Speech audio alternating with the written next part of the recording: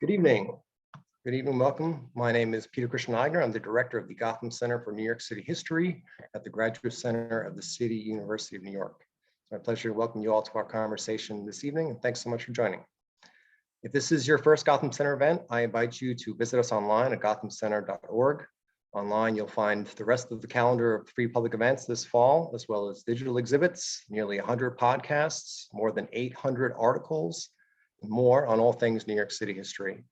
Those of you looking for a more intensive personal learning experience may also be interested in our new adult education program offering digital courses. You can find those in our winter calendar at gothamed.com. With that said, I'm delighted to introduce about this important new history of Co-op City, the enormous cooperative housing complex in the northeastern Bronx. Cornell University Press has kindly provided a discount for this book that we'll share in the Zoom shortly. This is the first real history of Co-op City and should do much to undo popular misconceptions about that place. Unfortunately, while there's tens of thousands of monographs, dissertations, professional journal articles, and other works detailing the history of New York, a lot of that scholarship tends to focus on Manhattan, with the so-called outer boroughs getting relatively little attention. This includes the Bronx, unfortunately, a huge diverse region that was nonetheless reduced to a kind of one-dimensional shorthand in the late 1970s, becoming the premier national symbol, as several folks have recently discussed, of the so-called urban crisis because of the high level of poverty and crime associated with the neighborhoods like the South Bronx. The key reference points for this image, of course, was the fiscal crisis of 1975 and the riots that followed the blackout of 1977. But the larger context was the oil shock of 1973 and various other global factors that brought an end to the historically unprecedented decades of economic growth after World War II, bringing hundreds of US cities to the point of near bankruptcy along with New York. These events saw the last of a mass exodus that began in the 1920s too, which greatly accelerated in the 40s, 50s, and 60s, carrying tens of millions of middle-class, white predominantly, to America's exploding suburbs, while Black migrants from the collapsing farm belt in the South and poor immigrants from various other countries streamed into America's cities looking for work. That story is by now perhaps familiar to many. The New York City, the 1970s were indeed a pivotal decade, radically changing the nature of social, economic, and political life in US cities, and perhaps nowhere more than in New York. While the decades before were marked by dramatic expansions of social policy, the era that followed saw governments shifting to visions of economic growth that championed the privatization or deregulation of these programs, market-based solutions to the problem of education, the end of public and cooperative housing, a retreat from integration, workfare, mass incarceration, and other developments. Most historians who reference Co-op City in their work describe it as part of this wider context. But as our guest tonight argues, it does not fit so neatly into the standard narrative. Its residents were not part of the, quote, new class of urban professionals gentrifying old working class neighborhoods in the cities during the period of urban renewal, nor were they among those displaced. Although some of its white residents took conservative positions in the battles over busing and crime in the 70s or took flights to the suburbs, most looked for compromise and sought earnestly to preserve a multiracial community. Its tenant activists did not reject the edicts of progressive planning and did not see the impoverishment or mass divestment that befell other economically mixed social housing. Opened in the late 1960s and early 1970s, during this very turning point in history, Co-op City remains a middle-class home to tens of thousands of Black New Yorkers, living aside many Latinos and whites. Our author, who grew up in Co-op City and notes that she had little nostalgia for the place and knew little about its history until she accidentally began the project, describes its experience over the last half century in this book as a crucible between these two periods. What she reveals is a history that complicates overgeneralized notions about both the housing complex and the new historical era it faced, while illustrating the promise of the ideals its residents kept alive from that earlier age. The quotes that open the book seem apt. Co-op City was neither the purgatory nor the hell, neither the purgatory nor the heaven that critics and champions described, wrote Ada Louise Huxtable. But it was, quote, a real community, as one tenant told reporters, however difficult that might be for outsiders to believe. So now that I've given probably too much of the story away, allow me to quickly introduce our guest tonight so that you can hear it better told by her. Annemarie Sammartino is a professor in and chair of the history department at Oberlin College in Ohio, where she teaches modern European history, including courses on social life under dictatorship, intellectual history, urban history, and the history of gender. The first book is called The Order, Germany and the East, 1914 to 1922. The book explores the political and ideological ramifications of migration during and after the Great War. Freedomland, Co-op City and the Story of New York is her second book. And she's also completing a third for Oxford University Press entitled Stepping into the Past, which will offer a wide range of games and other activities for teachers of European history. And she's working on a series of essays on the intellectual history of risk and risk management from the Enlightenment to the present. I'm extremely pleased to welcome her here. I'm also delighted to welcome our discussant and moderator this evening, Hassan Kwame Jeffries, Associate Professor of History at Ohio State University, where he teaches on the civil rights and Black Power movements. A native of Brooklyn, Professor Jeffries earned a PhD from Duke University in 2002 and taught for a year at the University of Alabama in Tuscaloosa before joining the faculty at Ohio State. He's the author of Bloody Lounge, Civil Rights and Black Power in Alabama's Black Belt, and is currently finishing a second book project, In the Shadow of Civil Rights, on the Black experience in New York City from 1977 to 1993. He's also begun research on a third book, exploring the history of the housing complex built on Ebbets Field in Brooklyn, much as Co-op City was built on Freedomland in the Bronx. He's the editor of Understanding and Teaching the Civil Rights Movement, a popular resource for educators.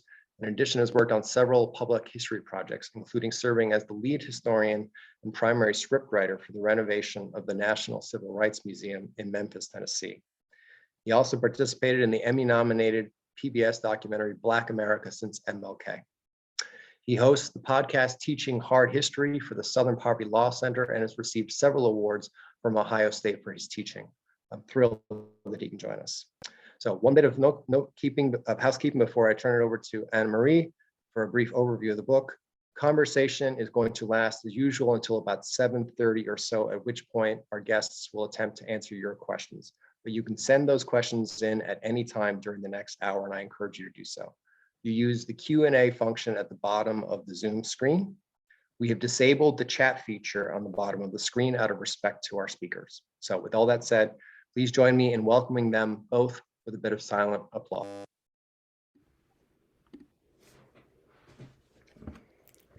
Hi, thank you so much, Peter, to John for helping set up the technical work, and Hassan for being the commentator, or at least a discussant. And then also I want to thank the audience for coming to hear me speak. So what I wanted to do is start off just with a very brief overview, kind of to orient us a little bit in space and time. Peter already kind of introduced a little bit of the argument of the book. I'm not going to go into that too much. We'll sort of see what comes up in the questions as far as that goes. But I did want to just show you some pictures, basically. So with that, let me share my screen. Okay, there we go. Okay. So this is a picture of Co-op City at dusk. I chose this image for two reasons. Well, in a sense, three. The first reason is simply because it's, at least where I am, kind of dusk, and so it seemed appropriate. Secondly, I wanted to show this image because it's a contemporary image, images that we tend to see of Co-op City to the degree anyone sees images. Indeed, the image on the cover of my book is from, from the construction process or early in the time that Co-op City has existed, whereas this is obviously taken, almost in the present day. And then the third reason I wanted to show this image is because it's taken by a resident from their balcony. And you can see a few things that I just wanted to note. One is just it gives you a good sense of the scale. On the one hand, what you're seeing here are these huge tower buildings.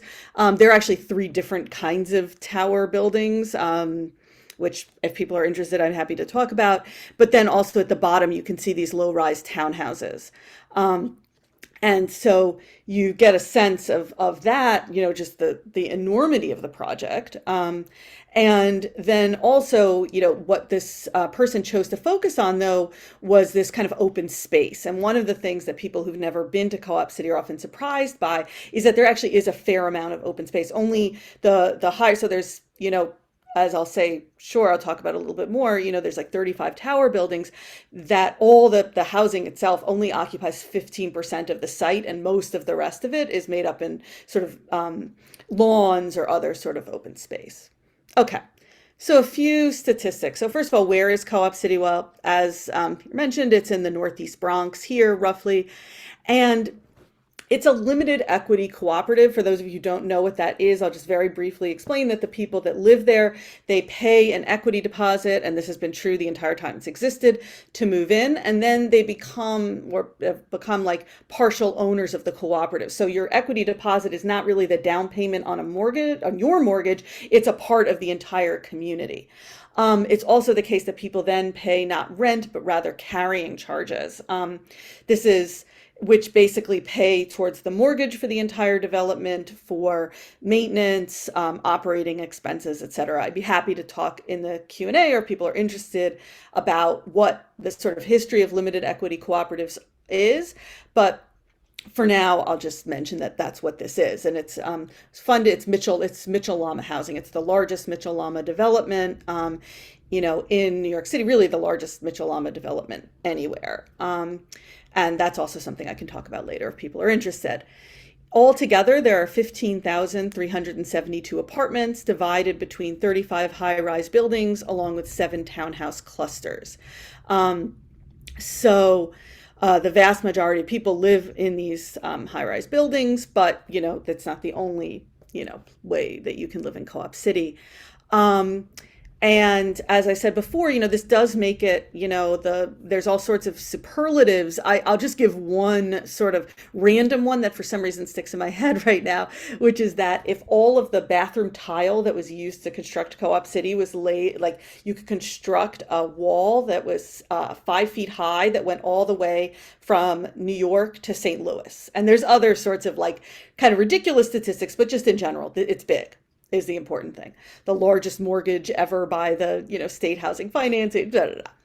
The other thing is just that it was built between, 1966 is the official groundbreaking. Plans had already begun a little earlier than that in 65, and then construction concludes in 72, and it's built by the nonprofit United Housing Foundation, which are largely in charge of managing the cooperative until Co-op City has a rent strike, the largest rent strike in American history, that lasts for 13 months between 75 and 76, and kind of serves as a little bit of a centerpiece of the book. Although we can talk about both the rent strike and the maybe the results of it if people are interested.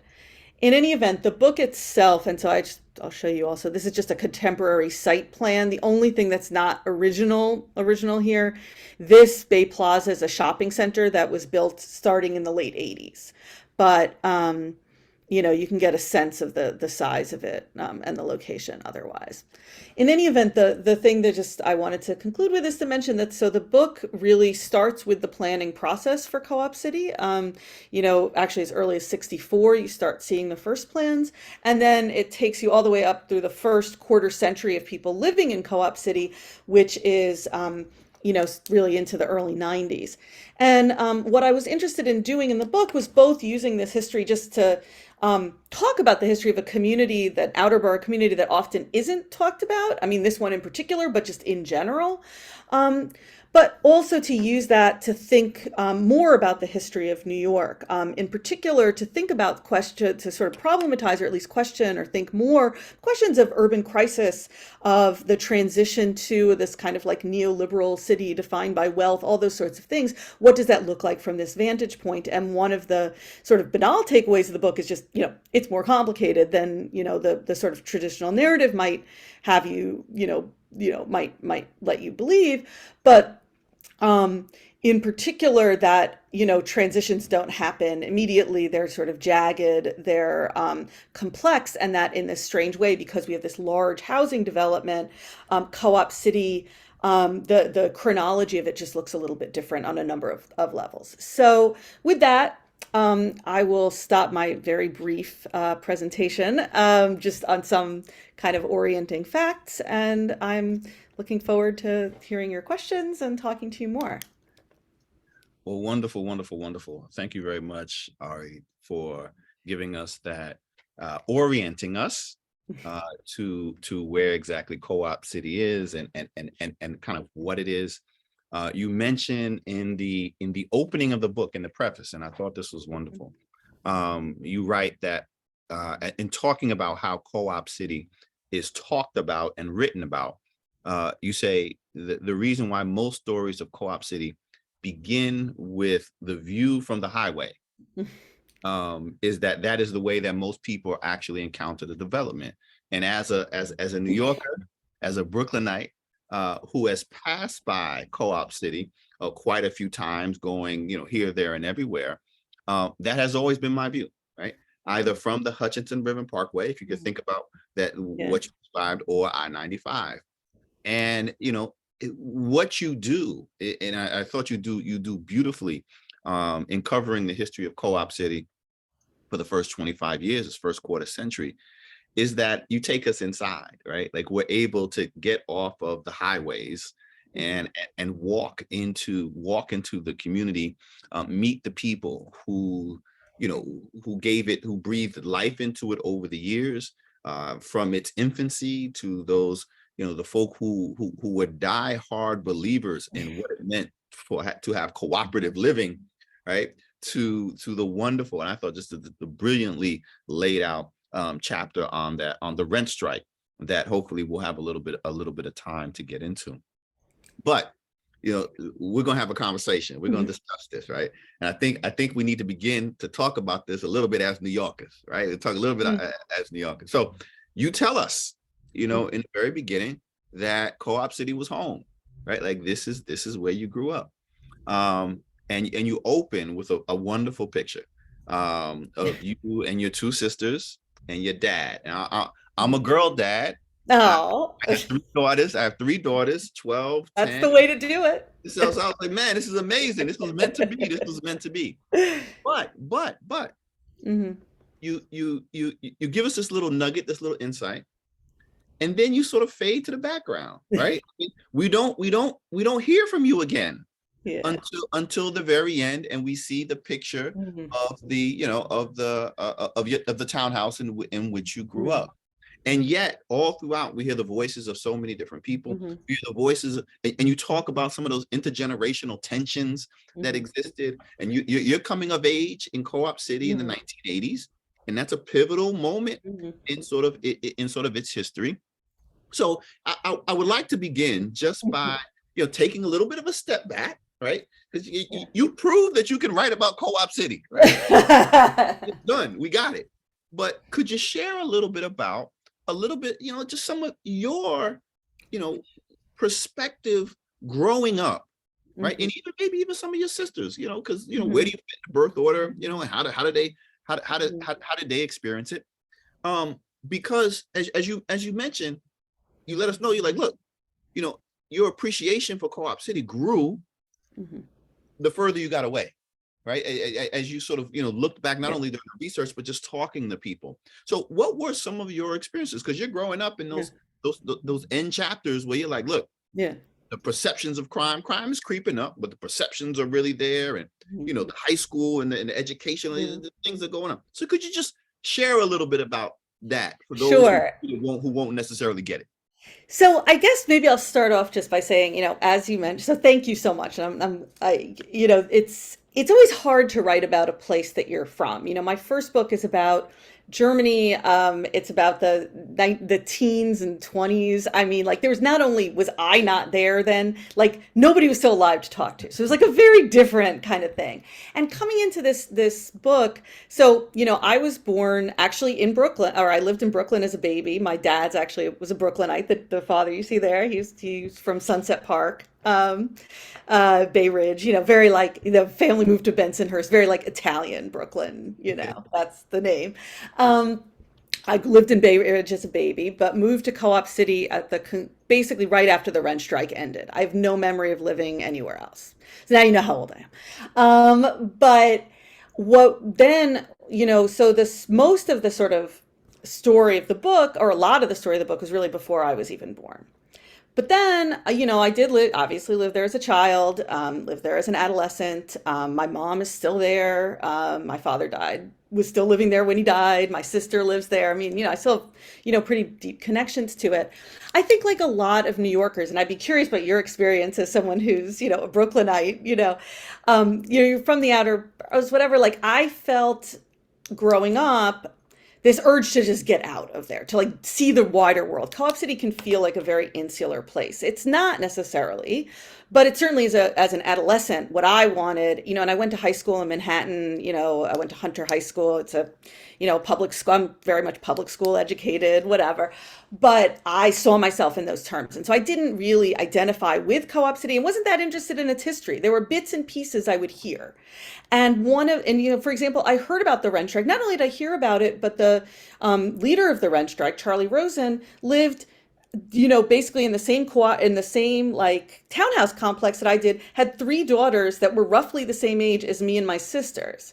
And so like all this, and the more as I did research, I was like, oh my God, that's who that person is. That's how this other person is. Arthur, that's who it was just this kind of really interesting, eye-opening thing.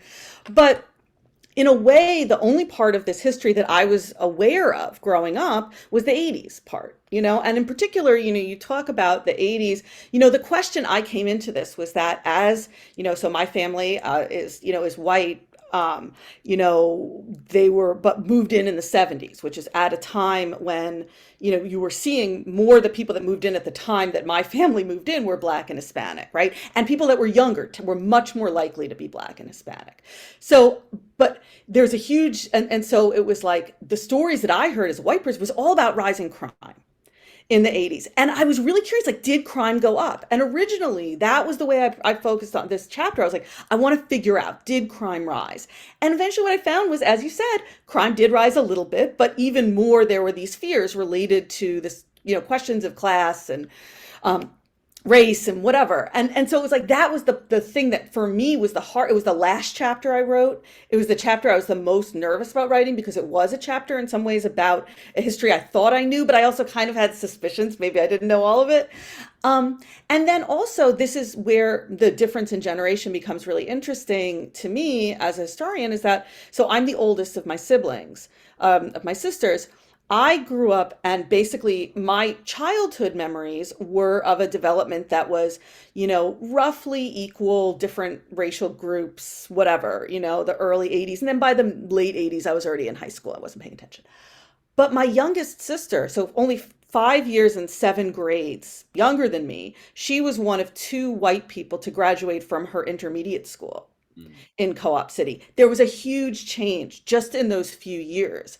And it was something that I sort of witnessed growing up, but didn't really understand growing up. And it was one of the things that as I was writing the book, I was like, I really want to know, like, what happened here? Why did this happen? I'm not sure I have all the answers yet, but that was the piece of it that felt the most personal to me.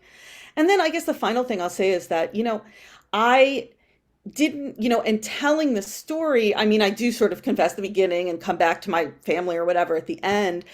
I guess I felt like, my story was not that interesting, really, all things considered. And I was more curious about other people's stories. I was more curious to understand what had happened. And it was a hard balance to kind of strike in terms of that question. But it was definitely something that, I don't know how well I struck it or whatever, but it was certainly something that in doing the research, I was constantly aware in various ways of my own investment, of my own, things that I knew that were sort of, it's like almost getting interference from stories you've heard, but then also learning things about people that I've known or seen my whole life and suddenly seeing them in a different way. It was really kind of fascinating. It is fascinating. And I want us to, as you mentioned, that sort of, the 80s, the era that you were there, is sort of the bookend of the book, of the work itself. And so we'll circle back and get there in a Mhm. second. There is something though, as sort of perhaps a personal note for a child who also came of Mhm. age in the 1980s in New York City. And it's like you either want to stay and can't imagine anything else. You can't imagine living anyplace Mhm. else. And that's my brother. I have an older brother, and he's Yeah. the one who stayed, can't imagine anyplace else, right? Or me. And I was like, once I'm out, I'm gone. Like I never moved back. Right. So Yeah, there's no totally. in between, right? You're like, you're all in, or you're like, look, I've had enough, right? Mm. And so we're out. The book is partly about as you were saying, trying to explain some of the things that you sort of witnessed and that were contemporary to you, but also had these deep roots. Was also very much, interrogating, and I love the way that you actually looked at it at a nuanced way, sort of the intersection of this demographic change, right, Mhm. that is happening in America's cities, that is happening in New York, and the location of Co-op City, makes it complicated because Yeah. it's kind of not the suburbs, but it's also kind of Right. not the city, right? So it's a sort of Mhm. liminal space. And starts out, as you point out, as overwhelmingly Jewish. And then we see this transition, but you give us more than just numbers, right? You begin to look at, well, why did people hang on?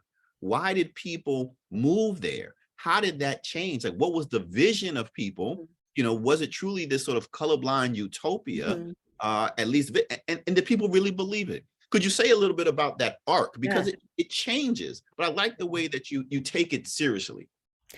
Yeah, no, thank you for bringing this. This is one of the things that I really spent a lot of time trying to think through in the book. So, briefly, I also have a sister who stayed in who's like the diehard New Yorker. So I feel like it's my middle sister. She sees this. Hey, Tor. But yeah. So basically, Co-op City indeed does. So when Co-op City is built. The vision of it, so the people that build it are themselves Jewish. It's coming out of this kind of Jewish left wing, very union oriented New York. Every other, and the United Housing Foundation that builds Co-op City had been building for a while. Co-op City is their final development. It's their largest development. But one thing that was always a constant in their developments up until the one that immediately precedes it, which is Rochdale Village in Queens, is that they were overwhelmingly Jewish. Um, and then co-ops, so Rochdale Village, which I said immediately precedes it, is about a third the size of co-op. It has when the United Housing Foundation built it in the early 60s, part of the vision is actually integrationist. They want to mirror the demographics of New York at the time. But with Co-op City, they're never explicitly saying that. Um, and Co-op City is designed in part the way that like the state is sort of seeing, or the city even is seeing white flight at the time in the mid 60s is sort of, it's like, it's a citywide, it's a municipal issue. So it's like white people move to Co-op City, great. They're still in New York. And then it's actually partially, I think, as a result of Co-op City, the experience of Co-op City, watching the West Bronx change so quickly that the city starts to see white flight as a neighborhood issue rather than like a city issue. And there's other reasons, but that's part of the story, right, in the mid 60s. In any event, what's interesting about the people that moved to Co-op City is simultaneously, it is on some level a story of white flight. Not to say it's and so what I mean by that is when Co-op City opens, it is, as you said, overwhelmingly Jewish. I mean, we're talking about, I don't have hard numbers, but I'm going to guess about 75% white and about 70% Jewish. So of the white people there, they're almost all Jews. And so, which roughly mirrors, actually, it's not exact, but it's pretty close to New York City demographics at the time. Like they're not trying to make it multicultural or whatever, but it actually winds up being, for New York in the early 70s. In any event, so on the one hand, it is about this story of white people leaving a neighborhood that they feel is declining. There's all talk of neighborhood deterioration that's obviously inflected by race. I mean, whatever. And also the fact that there's another piece of it, which is that, first of all, everyone that's moving to Co-op City, regardless of their racial background, is talking the same language of neighborhood deterioration, which is, of course, racially inflected, right? But also, they are very invested in the idea of being part of a multicultural community. And unlike, say, And they're moving to a place that there are no barriers to people moving in, whatever. And so I think it's like, and that vision of, one of the things that was really striking for me in writing the book is that in the 60s you can see Co-op City leaders, almost all Jewish, the community leaders, talking in this language of, color blindness and melting pot and people of all races and ethnicities and religions and whatever. And then you see that same language in the 80s with a sort of like Black, mostly by that point, kind of very mixed, but increasingly Black and Hispanic leadership. And even today, you see people speaking that same language. It's like this persistence. And so the thing that I became really interested in is like, in the time that my book covers, it goes from being, majority white Jewish to being, by 1990, we're now looking at majority Black, or like plurality Black, and a decreasing and increasingly elderly population of white, with a growing population, a Hispanic population as well. So it's very demographically different. And yet this language, it remains so constant. So why and how that worked was something I was just really fascinated by. And what for you are the principal conclusions for the consistency, although Right. it's different, it's contextually different, but the Right. consistency in it over time? I think it's a way. So what I came away with is saying that, like, it's this vision. So I think the thing that Co-op City is really, one thing that's important about Co-op City and is important in answering that question, is that Co-op City is a community defined by class. To I mean, live in you co-op. make that point very well as you give Yeah. us those median incomes throughout, right? Like you Yeah. come back to it time and time again. Yeah. Like, look, the demographics are changing, but guess what? This median income, this is they're the same people, at least economically. Yeah, right. And this was by design, really, right? So the people that, when the United Housing Foundation designed Co-op City, it's within the Mitchell-Lama program, and Mitchell-Lama it has, income maximums, and to move in, you needed to pay at the beginning an equity deposit of $450 per room. So for your average apartment, you're looking, a few $1,000s. Today, that equity deposit is, for the largest apartments, closer to 50,000, and for the smallest, maybe 20 something thousand, but it's financeable in any event. The important thing about it, right, is that those two things, between the requirement for the equity deposit and the Mitchell-Lama, means you wind up with people who are really in this pretty narrow band. The median income is almost exactly the same as the median income, both for New York and nationally, and also, there aren't, huge extremes. And I think that but at the same time, it's also a community, precisely because we are dealing with people who understand themselves to be in a tenuous middle class position in one way or another. And part because this is largely people who, their narrative, in fact, every person I talked to who moved to Co-op City in the late 60s, early 70s, had the same story to tell of the neighborhood that they came from, which was that it was getting worse. Because it's New York in the 60s and 70s, you get it, right? So partially because of that, partially because we're dealing with, on the one hand, people who are, even the white people in co-op they're ethnic whites. They're not, this is an immigrant population, whatever. So you have that insecurity. And I feel like the language of multiculturalism is simultaneously comes out of, in a certain kind of Jewish racial liberalism, not just Jewish, but in this case, Jewish because of who's living in co-op, like kind of racial liberal vision, but it's also a way of people talking about class. And it's a way of understanding the sort of class homogeneity, is to say, like, essentially the way of saying we're all the same is to talk in this language of multiculturalism. So it's all tied up with this question of this tenuous middle class community. To me, at least, that's how I understood its persistence and its attractiveness over time to people. Which in a way it transcends race. Right. I mean, it's consistent. I mean, obviously, Right. different racial experiences, but that is just a consistently important aspect Right. of the experiences that are driving people there, and the people who live there. So, this is, when you're talking about housing, you're talking about people, right? I mean, obviously, people occupy homes, right? I mean, so this, on the one hand, a story about the people whose vision it was to build the co-op, this mammoth co-op, but it's also about economics, right? And so you walk us through, almost chapter by chapter, kind of the economics of this residence, of this complex of Co-op City, and thinking about, sort of where it begins and what's the vision Mm. with the foundation.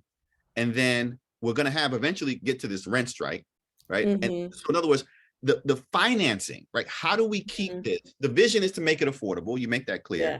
But how the hell can you keep it Right. affordable, right? Is like central to the whole story, Yeah. both from the builders and the Mm-hmm. cooperators, and the city and the state. Mm-hmm. Could you share just a little bit of the sort of what are, here's my question.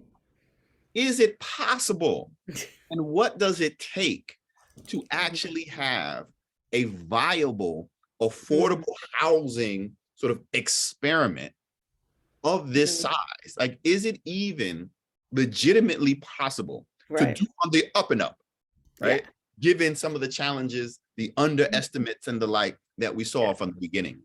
Yeah, no, it's in some ways right now it feels like one of the really urgent questions in general, and it's certainly something that the book is kind of circling around the whole time. And I'll say just briefly, I'm not an economic historian, but it was so important to the story that it became, like, in a way, the most fascinating part of the research was just learning about. It was something it's like some pieces of it I expected to sort of find or be interesting. That was the stuff I was like, oh, so that's what a moral obligation bond is, or whatever. It was really interesting. So to back up, Co-op City is built, as I mentioned, by the United Housing Foundation with Mitchell-Lama funding, state Mitchell-Lama funding. What that means, so the Mitchell-Lama program essentially operated like a subsidy to developers to get them to build affordable housing. So in exchange for agreeing to certain guidelines for rent or carrying charges, so both profit and nonprofit developments are part of it, right? They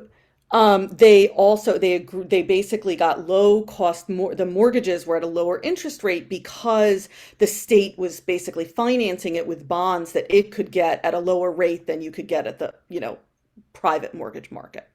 And so essentially the state is guaranteeing these bonds, which allow for this for this construction, and there's also tax abatements as part of it, and some oversight and whatever. Now, what's important about this, so Co-op City is not the only Mitchell-Lama development, it's the largest though. And all of Mitchell-Lama start running into issues by the really early 70s. In fact, there's a city-run Mitchell-Lama program as well as the state one, and the city one will wind up being part of the reason why New York City is going to almost face bankruptcy in the mid-70s. But Co-op City, so Co-op City's crisis with Mitchell-Lama is not unique to Co-op City, but it's just the biggest one. It's the most visible one. And so essentially what's causing it are a variety of things. One of those is, just there's inflation. I mean, from the mid 60s, they're talking about one set of costs, and they finished constructing in the early 70s, and we're in a different world, right? Interest rates also rise over that period, for the mortgage. And so the mortgage balloons from, 235 million is what's originally projected for the mortgage. And then by the end, it's 391 million. Some of this is also the United Housing Foundation had a policy of basically underestimating their costs to basically get their projects through it. Everyone kind of knew they were doing it, but no one really talked that much about it. And then also there's definitely some corruption going on as well. Again, this is endemic to Mitchell-Lama. It's not unique to Co-op City, but it's definitely some of what's going on here. Corruption is one of those things that's a little tricky to find, exactly the evidence, but there's some of that going on. Another thing that's going on that I don't think the United House, I didn't put this in the book simply because I wasn't 100% sure, and I'm still not 100% sure I'm right about this, but I'm pretty sure I'm right about it, is that they're constantly constructing new, larger developments. Well, each new, larger development, they're kind of using the construction funds they get from one to do operating expenses for the others. And they're not 100% aware that they're sort of aware, and they kind of admit it a few times. And so some of that's going on too. After this, they won't construct anything else. So they have no more construction funds coming in. All of this means, so a larger mortgage means that those costs will get passed on to the people that live there, because remember, people's carrying charges are mostly the mortgage, not entirely, but the other expenses are going up too, right? Utility prices, I think Peter mentioned the oil crisis. Well, the oil crisis will hit Co-op City because they cover utilities. It's part of your carrying charges.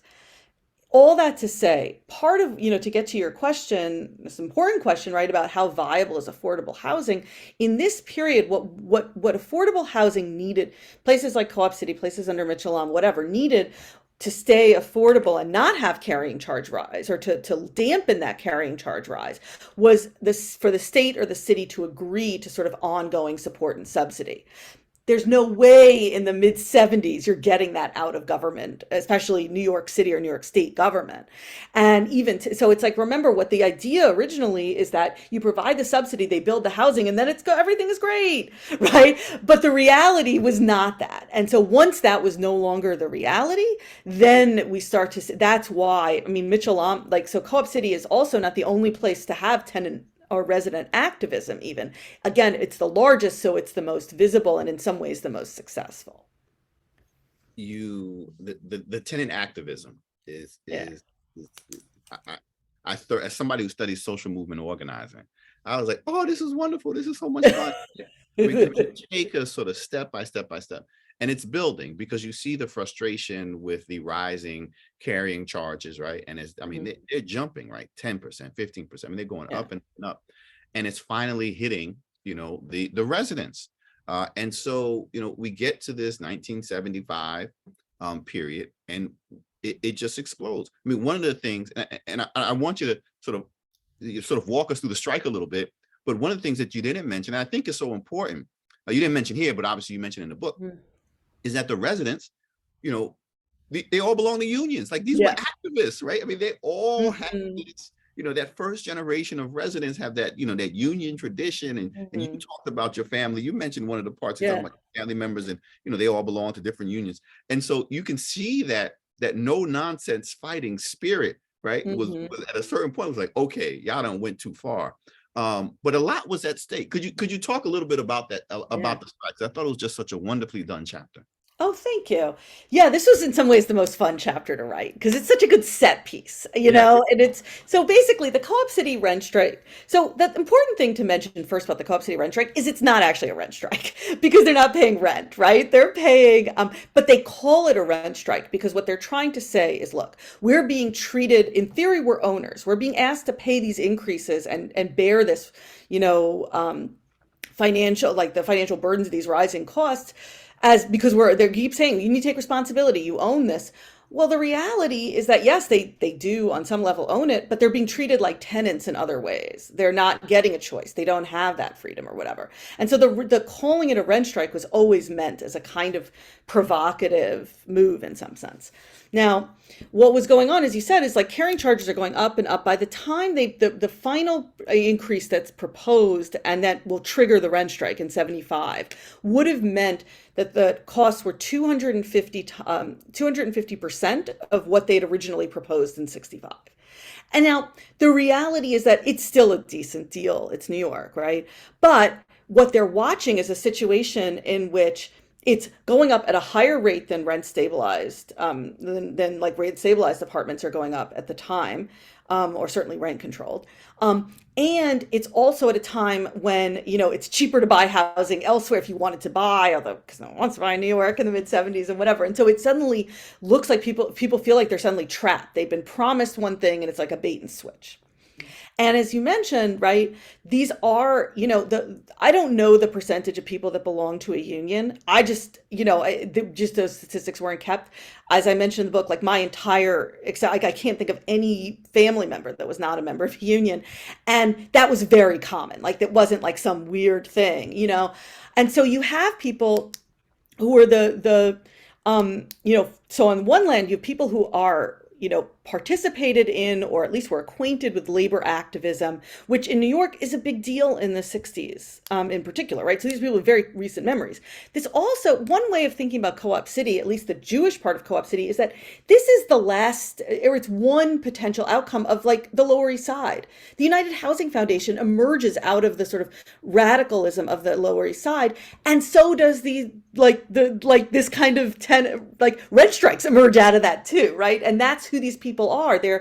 Some of them, remember, Co-op City tends to skew a little bit old, are people that lived in these tenements in the Lower East Side. But if not, they're their children or their grandchildren. It's like these stories were everywhere. And so it's not, so there's union activism, and there's also this kind of even further like left-wing activism. I mean, I knew growing up a lot of people who, and this is like the 80s, right, whose parents or grandparents identified as communists. In one, my grandmother was like a committed Stalinist in her own way. I mean, she, whatever, because she lived in Russia as a child. My great grandmother, whatever. It's like this is a sort of available thing. There's also the fact that, like, in the 60s in particular, in Black and Hispanic neighborhoods in New York, tenant activism was becoming a bigger thing because those were precisely the neighborhoods that were getting the most landlord neglect. So you also had those people, living in Co-op City or relatives and connections, whatever. So tenant resident activism is bubbling up all over the city in the 60s into the 70s. Then with the leader of the Co-op City rent strike, this guy Charlie Rosen, who I've mentioned before, is a very colorful character. He's still alive. Hi, Charlie, if you're watching this. He was himself identified as a Maoist, and very much understood himself to be acting, and several of the people in the leadership of the rent strike to be acting in the sort of like, not in the sort of long tradition of, community activism. But then, I mean, the things they really, some of them at least, believe, not only were they going to keep costs low, but that this was going to be a sort of revolutionary act. They were creating this sort of new collective environment. Now, that utopianism all sort of falls apart or whatever, and most people aren't participating for those reasons. They're participating just because they, it's getting more expensive. It's mostly an economic decision.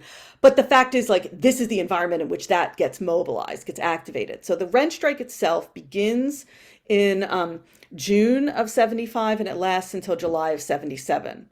Over that time, I don't have exact figures, but something between around 80% at least of residents participate in the rent strike. That's think about what that means, right? And I did not see that there were like clear lines of like, that this was, demographically, that it was more likely that like Jews were participating or whatever. Everyone was sort of participating. And I even looked at the lists that they published of like people who withheld their money. And I mean, you can't tell 100%, but you can tell that like it's a pretty broad spectrum of people. And they win on some level. They get resident control of the development in July of 76. And then in 77 is when the final agreement is struck. But it's like the United Housing Foundation is gone. Now these residents are basically given this chance to figure out what they can do. But here's the important piece of it. And, I think the next piece of this story, which is that the thing that the state is still refusing to do is give any sort of additional money. So they're sort of like saying to the residents, and essentially like, okay, you've won. You now control the development, but you still, owe us all this money. Figure out how you're going to pay for it. And that debt turns out to be sort of an even greater millstone than people probably realized.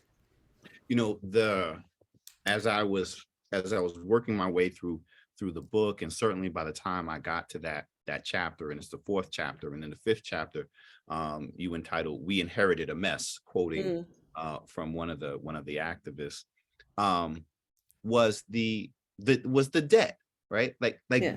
Is just a cloud that is hanging over Co-op City, and you see that the argument that Charlie Rosen he's making, and it's quite clear. You said other people have different views. It's like it is actually quite clear that the state is more concerned about the bondholders and the banks, right, and their relationship with the banks than they are with the residents. I mean, that is and how they are going to live and survive. I mean, that I think was kind of in a microcosm captured sort of that moment as you talk about the sort of transition from liberalism to and the austerity measures. I mean, that really, I mean, it was clear. Like, yeah, no, we're not really that concerned about y'all. We need to get this money so that we can get future, financing for other projects. I mean, that to me was one of the things that really leapt forward. Yeah. But it also, it's like, the post-strike, all right, we won. And then the books are opened and it's like, oh, hell, like, damn, well, how do we deal with this now? Because the debt is still there, right? Like you were saying, like, and unless that debt was going to be forgiven or the term seriously renegotiated, as you'll get later on down the line, then the problems were still going to persist.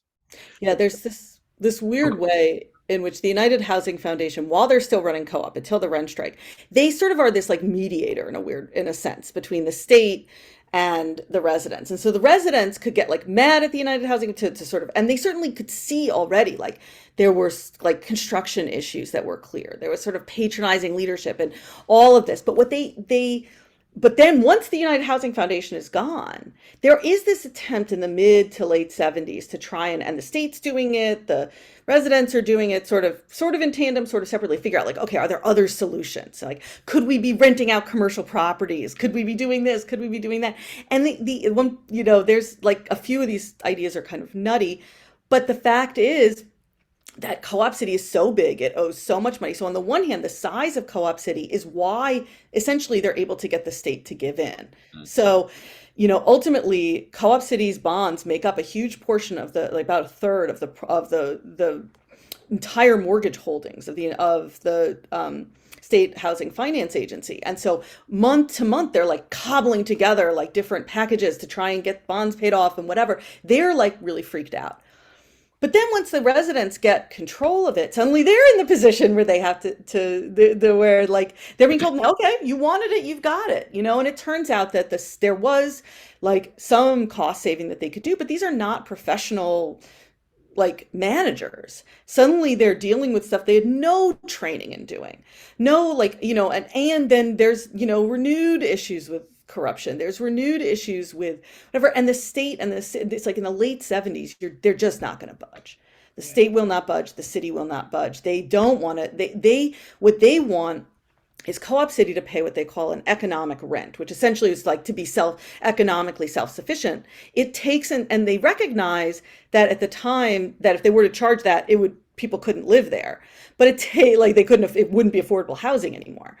But they're sort of like, oh my God, how did we wind up with this huge boondoggle? It takes into the late 80s really for them to kind of realize that they're stuck too. Like basically the debt is actually, keeping everybody stuck together. The money is keeping everybody stuck together, and that they've got to sort of negotiate. Co-op City still has a mortgage. I don't know if it'll ever really pay it off. It was like most recently refinanced, I believe in 2014 or something. Now there's, all sorts of construction defects that come up that even increase that financial pressure. But what we're watching in this period is really that the power, not just of debt, but of this rhetoric of responsibility that nobody can or will escape from, really. In a couple more minutes, we'll open it up. Yeah. So those invite Peter Christian on back in, and for those who have questions, by all means, please use the Q&A function. I want to ask you though, in a few minutes that you and I have together dialoguing, what are some of the things that you learned about this place that you grew up in? It was so formative in your years that either surprised you or you're like, I had no idea, or about people, perhaps, or some stuff that confirmed some things that you were like, yeah, you know what, that was kind of shady, and I kind of knew it was. But, so what did you learn from this wonderful book?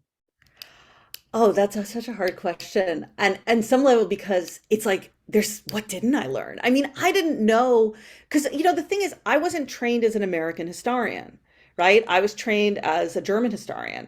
And my, and beyond that, like I teach European history mostly.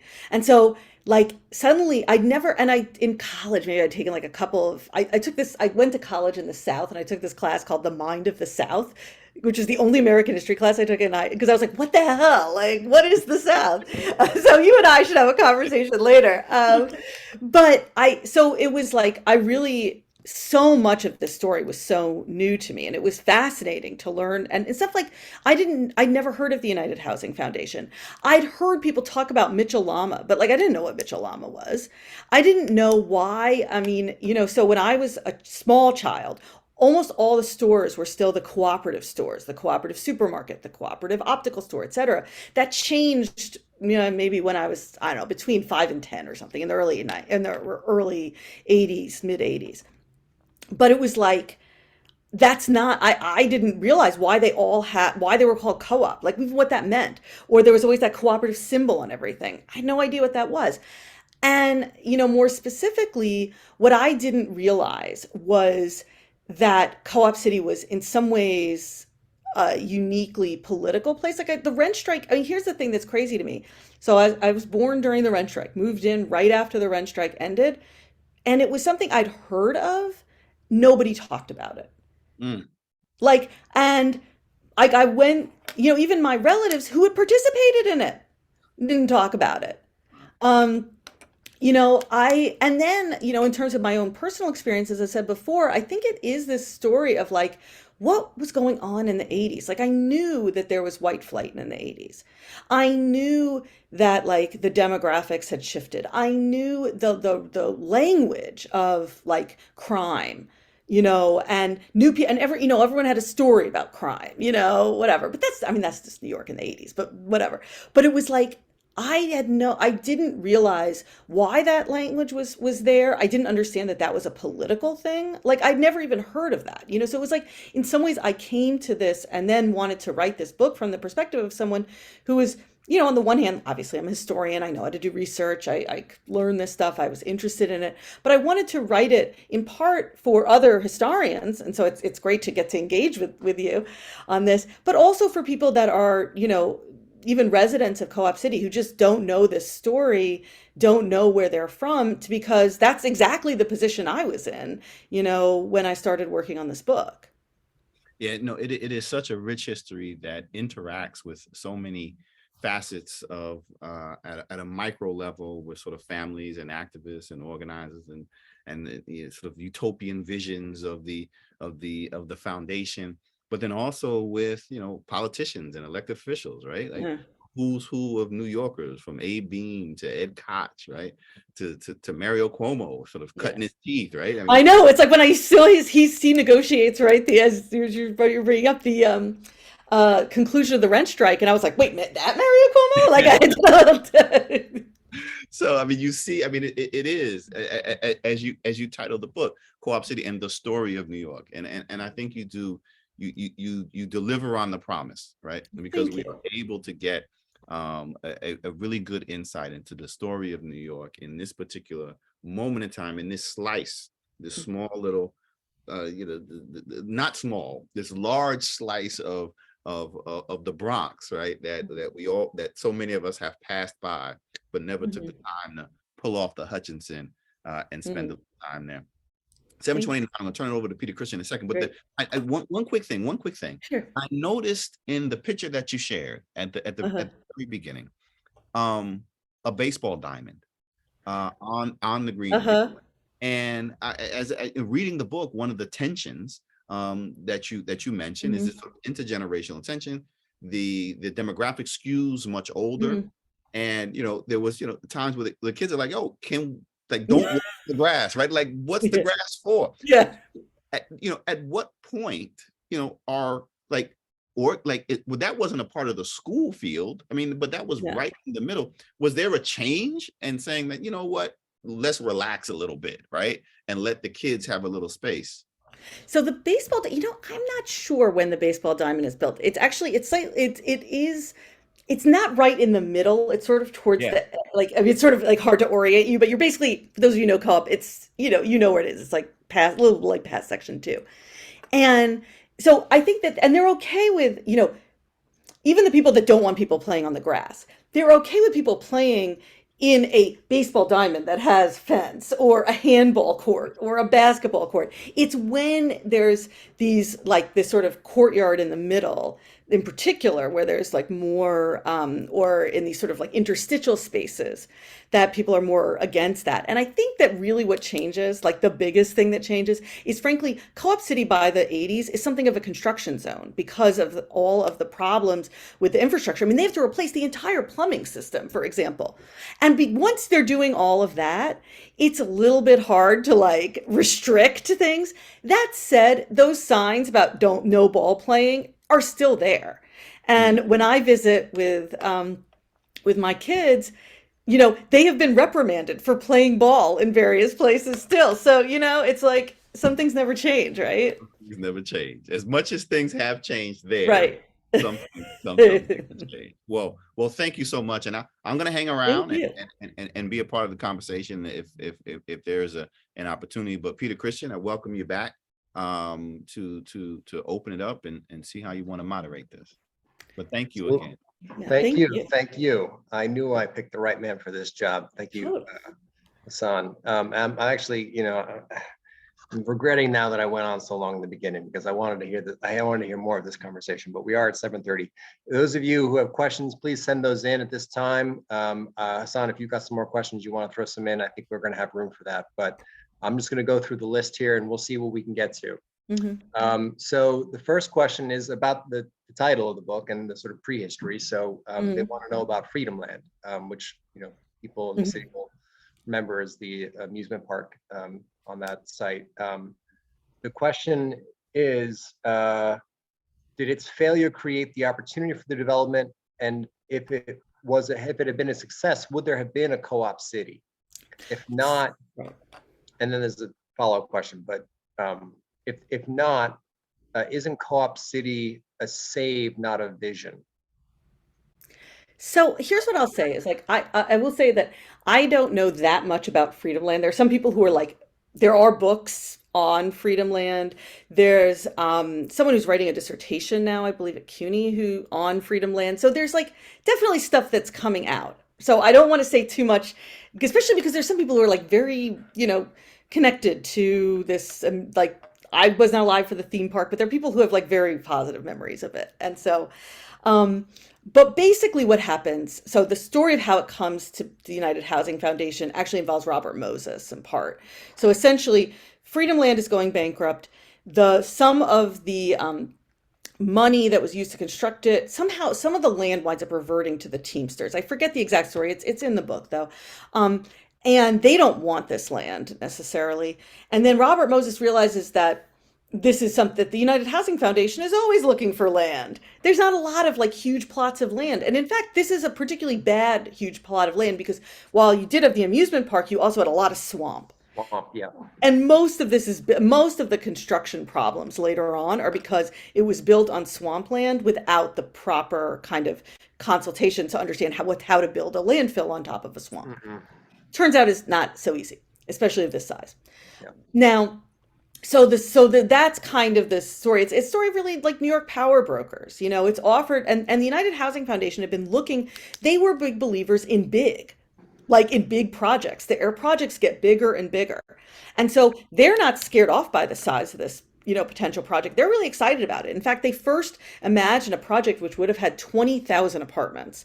It's the city that forces them to scale down. The other crazy thing is when they were thinking 20,000 apartments, they're also thinking of turning it into this sort of miniature Venice and using the swamp as like, I don't even know what that would look like. And apparently they didn't because they wound up not doing it. But it was like originally part of the plan.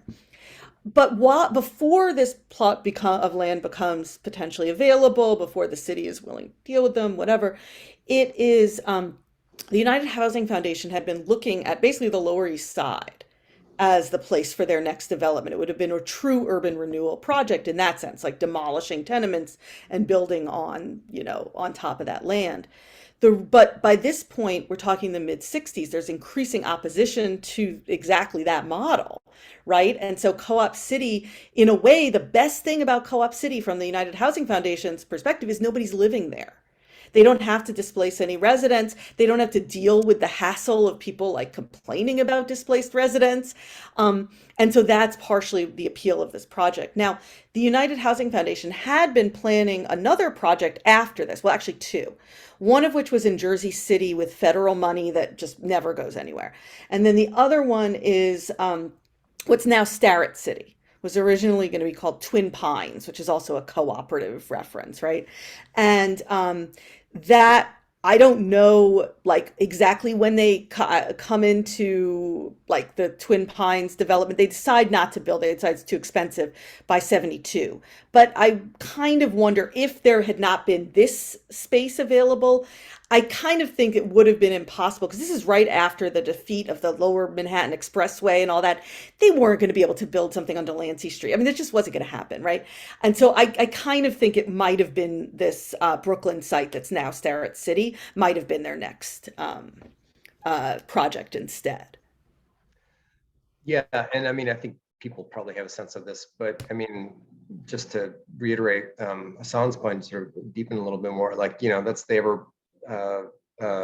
it's now sort of taken for granted. That's the problem. But like the early 1900s, this period where you had this mass the first wave of suburbanization in the city with the subway lines going out. So like finding a big plot of land like that is not easy, and of course it's very expensive to build in the city. So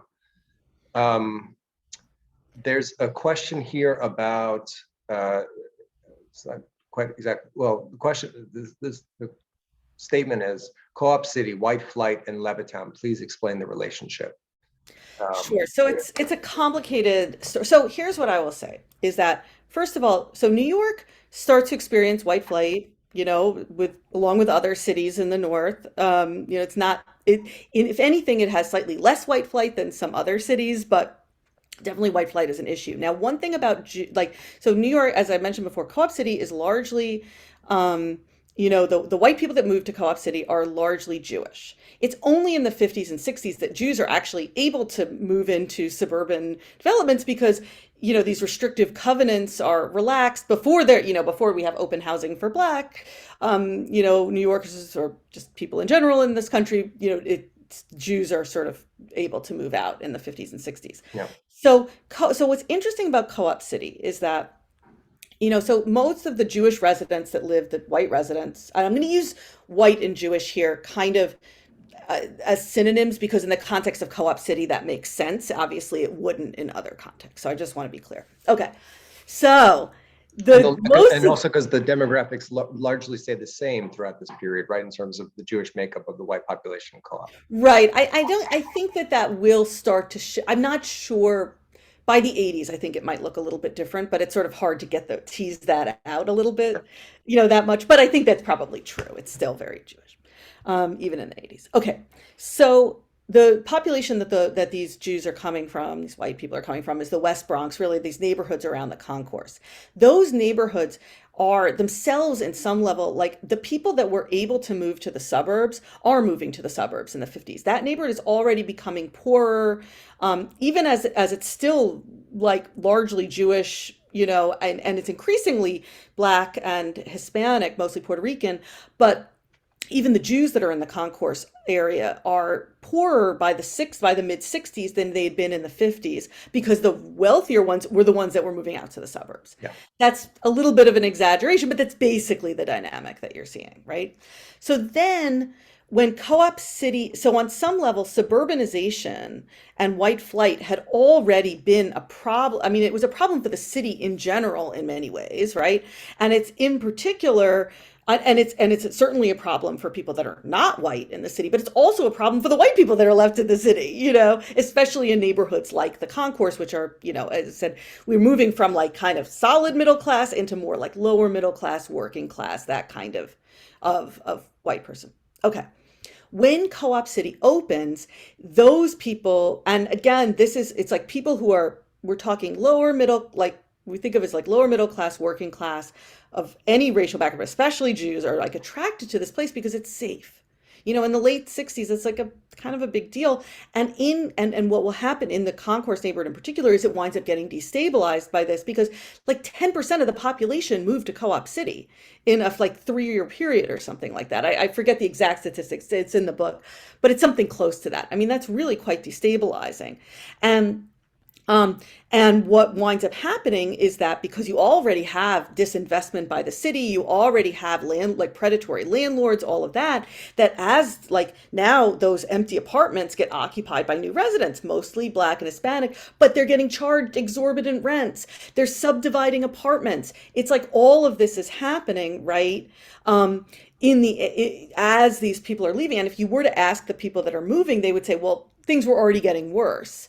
But it's obviously it's a kind of a little bit of a chicken and the egg phenomenon in this neighborhood, which is of course not unique to it's precisely these kinds of, in a sense, I don't know, like tenuously working class, middle class neighborhoods that are the most fragile, whatever the sort of racial demographics are in this period. As you're watching, that's where, white flight is most able to destabilize. It's not, your sort of wealthy, neighborhoods, in Manhattan or wherever. Well, it's the 70s, right? So it's this period of like radical union decline. I think already by 1980, we're down to like 2/3 of the numbers that 35% of the workforce in the early years. It's the beginning of containerization, and you sort of see these multinationals go overseas with the relaxing of capital flows and things. It is this, people. It's the beginning of the great divergence, as they say, of economic quality in the country. Mm-hmm. Next question from Jay Hauben. How much is Mitchell-Lama Co-op responsible for the ongoing sense of community or the aspects of its continuity? Or in other words, how much of the success is due to the limited equity model of housing, Right. living not as an investment for profit? So it's an interesting question, and I think there to some degree. So my answer is somewhat, but here let me make that a little bit clearer. So what I mean by that, so by this limited equity model, right? People are buying into this cooperative. And according to cooperative activists, including the people that found and run the United Housing Foundation, those people will have more of an investment because they bought into this community. It's an idea of communal ownership that simultaneously that through communal ownership, it's sort of removing this development, in theory at least, from at the most extreme, like almost like the capitalist world. So people don't have like a landlord-tenant relationship with each other, and they also don't perceive their property as a source of as an investment. They perceive it as a place to live, and so that's the theory behind it, right? And I think in some way there's some ways in which that works quite well. I mean, one thing that maybe is not part of that model exactly, but the fact is that, as I said before, the class stability here is is maybe the most important thing to understanding the stability of Co-op City, is that sort of like it just stays, it's median income, and whoever is living there. And I think that it's one of the reasons why Co-op City, I'm not going to say the 80s are some sort of like paradise or anything like that, as it's really undergoing, Co-op City is now becoming the place where white people are leaving. And I talk about some of those tensions in the book, but compared to other outer borough neighborhoods of a similar sort of demographic, it is that sort of class homogeneity, which is part of this collective, whatever, even if it's not the ideology. The ideology itself is something that, I did find some people that were like committed cooperative activists. Most of the people that I talked to just weren't. And it's not, but I think that Co-op City kind of has the misfortune of being built and then first occupied in this incredibly tumultuous period, and in particularly this economically tumultuous period. And this is something that Hassan, thank you. I'm really glad you brought this up in the, discussion earlier, and, also, your discussion and the sort of framing comments, Peter, as well. We're watching kind of deindustrialization in New York. We're watching capital flight. We're watching all these problems. Co-op cities being built almost at like the perfect worst time. And so I'm not sure exactly if we can judge the limited equity model here per se, simply because we're watching those stresses that really could overwhelm anything. I mean, one of the things to note about Co-op City is that its successes are bigger and its failures are definitely bigger just because it's so big. But as one person I talked to said, someone who had been an administrator in the Cuomo administration, the housing director, said, like, look, the thing about Co-op City is it's so big, it has its own representatives in Albany. And so that means that basically they could get the state to pay attention to them. You could not ignore the problems in Co-op City. There are plenty of smaller Mitchell-Lama projects that aren't even Mitchell-Lama, projects that are just like regular rental, but whatever, that have all sorts of, infrastructure problems, economic problems, turnover, da, da, da, da. The thing about Co-op City is like, but they can mostly be just ignored. But this one, you just couldn't. I think I love the way you actually frame that in the book towards the end, when they're talking about Albany. It's like, who the hell allows people to have their own essentially representative, to be so big? Like, that's ridiculous. All these people living, with one address, as you said, like, that's ridiculous from the perspective of an elected official who has to deal with that. Right. And right. Too much power, but they use it, they leverage it. I saw that in the rent strike, especially, right? And it still plays out. You mentioned too big to fail in some way, but then also too big to kind of solve, right? And like make really work efficiently at all levels. Right. You can't, like, anything that, to like that point, like, it was like too big to solve. It's almost like you can't run a pilot program in Co-op City, right? Anything you do has to be on a massive scale. It has to be a massive investment. You're not talking about like a few $100,000. You're talking about tens of millions, hundreds of millions of dollars. And once you're talking on that scale, there is a kind of risk aversion. There are all sorts of, other factors that come into play. And so, it's like, in some level, the book starts with Co-op City size and it kind of ends with Co-op City size. I'm going to move on to the next question, but I'm just going to note here, Lori Henkin thanks you for a wonderful presentation about a subject she didn't know anything about, and she can't wait to buy your book. So thank you, Lori. We did our job then. Danny Cumming asks, is there still demand for units in co-op? As a limited equity co-op, I imagine there's little turnover in the building. Aside from the demographic shifts you discuss. So are we witnessing an aging population that perhaps puts new stress on the co-op and its services? That's a great question. So here's what I'll say, a few things, because there's sort of several questions in there in one. One is, Co-op City is the largest naturally occurring retirement community in the United States. And it actually has been that since it was founded. When you think about the financing, to move into Co-op City, you needed to have, like, and still, savings, but you had to want, like, and a sort of a lower income. Who does that describe? The elderly, right? It's like and their elevator buildings, there were lots of these were precisely the people, who were, whether it was from the concourse or other parts of the, say, who might have been like stuck in these neighborhoods that they felt like increasingly uncomfortable in, or, whatever, that wanted to move out but couldn't afford to move to the suburbs and wouldn't want to own their own home and all of that. And so Co-op City is, from the beginning, was that. Right. So it is one of those continuities across Co-op cities. The 80s and the 90s are also when, like, the prices of housing in the suburbs around the city are starting to really skyrocket, right? 100%. And in fact, that's why the state suddenly starts to take, and the city, affordable housing in Co-op City more seriously. It's because affordable housing, it's like in the 70s, you could buy an apartment in Chelsea for like $250 or something, or less. By the 80s, that's changing. And by the 90s, that's really going to start to change. So here's the thing I'll say is that in the early 90s, and this actually hooks up to that story, Co-op City experiences a vacancy crisis. It's in some ways it is an existential crisis for Co-op City. And the reason it's an existential crisis is because they need to be paying off that mortgage, right? And if you don't have people living there, and the vacancy rates go up to 10% of apartments being vacant, well, then everyone else needs to, in theory, pay more.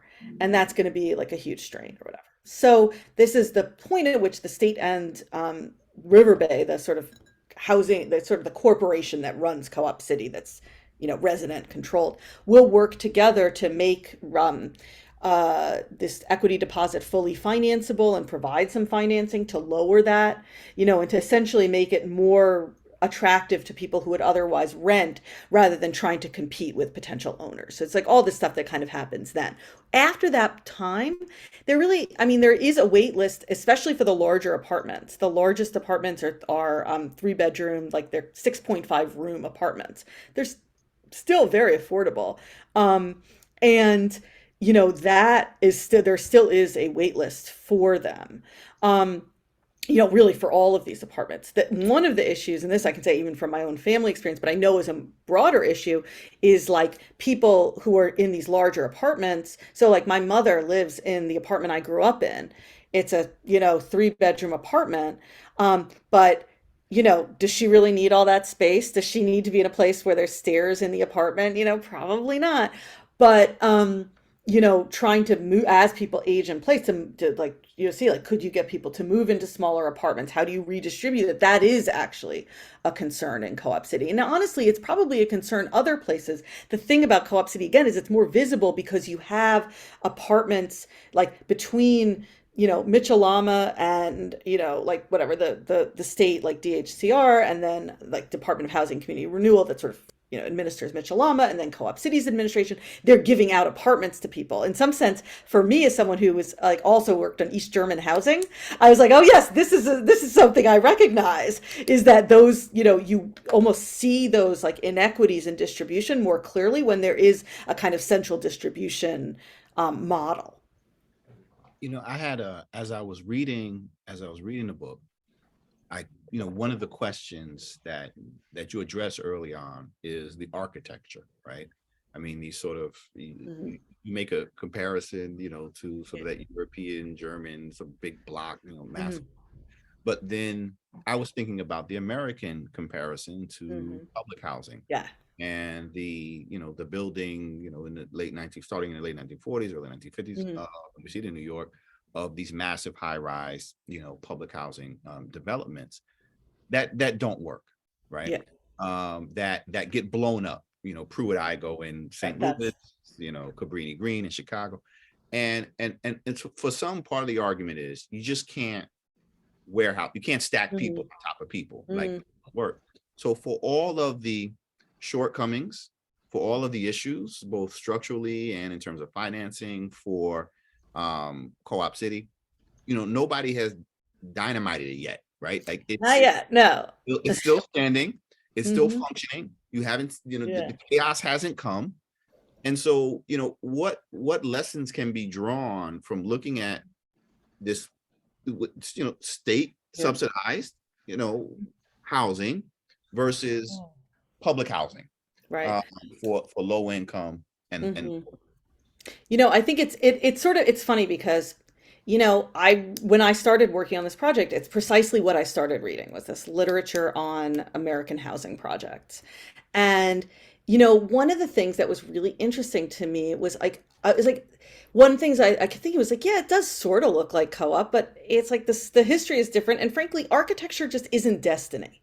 As interesting as architecture is, and as much as like these sort of, I was really, when I started working on the project, the thing that sort of was most fascinating to me, because I was living in Germany when I really started working on this, and I was looking at these German projects, was this kind of utopian housing, this idea that you could like essentially do social engineering through housing. Like you build a tower and then, the light, the air, the sun is like amazing and people become better people. I was like, wow, that's crazy, but I love it, But then of course there's the flip side of that is this dystopian view of, and indeed the fact that in many places, although New York is a quasi exception in some ways, there's some better housing, like public housing in New York, but still in many places it doesn't work. And I think that, it's like architecture, it's not destiny. It's not geomancy. You can't just build a building and then suddenly things work. One of the things about Co-op City is from the beginning, it was designed to encourage activism and ownership, sometimes ironically to the detriment of the people that built it. They wanted community organized, they wanted community activism. They just didn't want it directed against them, right? And that's, of course, what wound up happening. But it was a place that was sort of designed with that in mind. And it was people, as we talked about earlier, who had some experience in that, who had the kind of wherewithal to do it. This is a community of, these are working people who have, experience working. Many of them are unionized, et cetera, or attracted to left-wing politics, but they're not as precarious as many people in public housing. These aren't people that are as concerned about the day-to-day, and there isn't the level of disinvestment. These are people that are voters. These are committed, these are people that, are used to, and you realize in a way, almost like a kind of class, privilege, but also that they could draw attention to themselves. They knew how to do that in a certain way throughout this period. And I think that winds up being, as important as all these other things are, this legacy of community activism, and indeed the memory of the rent strike as this kind of like, oh, wow, they really could organize that. This really could, this could theoretically happen again, becomes like an important part of this story. And so in a sense, if you want to talk about like, there are places that look very similar that have these, sort of different histories. And I think some of it comes down to the fact that, middle class Co-op City was able to do things that, unfortunately, poor people, it's the disinvestment in people that are already disinvested in or whatever is just easier for the state to do, and that increases those problems, et cetera. But the fact is, you have these high rises, you demolish the high rise, and you have low rise public housing, and ta-da, there's the exact same problems. Thank you. Okay, we're close to the time here, but I'm going to try to squeeze in a couple of these questions, and then we'll call it a day. John says I think you may have answered this actually already, but John asks about the map you showed earlier. He wants to know if the other complexes that were shown were also sponsored by the same nonprofit. Were they also limited equity co-ops? Some of them are, some of them actually predate it. In the book, I talk a little bit about the history, the United Housing Foundation, some of these other limited housing, like equity cooperatives they develop, and then also sort of limited equity cooperatives in general. But there's also some stuff, and I'll say this actually just more generally, if people are interested, I'm really easy to find online. Trust me, I'm the only Annemarie Sammartino out there. Send me an email. I'm happy to give you, if you're interested in that history, I'm happy to give you a whole bunch of things you could read that are, that can do it better than I can in like 2 minutes. I think this will have to be the last question, but Bob Bennett asks, did the lack of access to the subway affect the demographics? Yeah, so Co-op City was always in a two-fare zone for the subway. So you could take an express bus to Manhattan, or you could take a bus or these kind of weird gypsy cab things, but to the subway. And there was a way from certain areas to walk, but it's like an unpleasant long walk. That was always an issue in Co-op City. And there have been talk since the very early days of like, what could they do to change that? In fact, now on the book, in theory, the Second Avenue line that's being developed is supposed to run all the way up to Co-op City. And that was originally the plan. I don't know. We'll see it. Metro North constantly talks about thing. I think that it wound up being, so for me personally, as someone who went to high school in Manhattan, it was a constant annoyance that like it was not easy to get to. We weren't on the subway. And I still think of places that are on the subway as somehow being fancy, even when I know they're not, More generally, though, the people that are moving to Co-op, certainly there are people who are commuting to Manhattan, but what you also see is there's a lot of people who are going up to Westchester. There's a lot of people who are working elsewhere in the Bronx. It's like you realize like it's not a place. It is in some ways a place that's oriented towards Manhattan because everything is in New York on one level or another, but it's not totally oriented towards it because of the distance and also because of the transportation. Again, the not quite urban, not quite suburban. Yeah. Well, we are a minute to 8 p.m. I want to thank you both for a fantastic conversation. I'll just throw in there that LaShawn Harris, who you all may know is another great historian. So it's a great conversation. Can't wait to get the book. So I'm glad we had a very good turnout for this fantastic book. I want to congratulate you on that. We're going to post this to our YouTube channel so everyone can see it. And thank you so much, Hassan. Fantastic questions. Fantastic interviewer. You all should check out his podcast, which is great. And And we're going to call it a night. Thank you again so much. I hope to see you at the next event and visit us online. Thank you so much. Thank you. And congratulations again on a great book. Thank you so much. It was really, let's talk Ohio next time. There we go. There we go. You go to Ohio. Take care. Good night, everyone. Bye.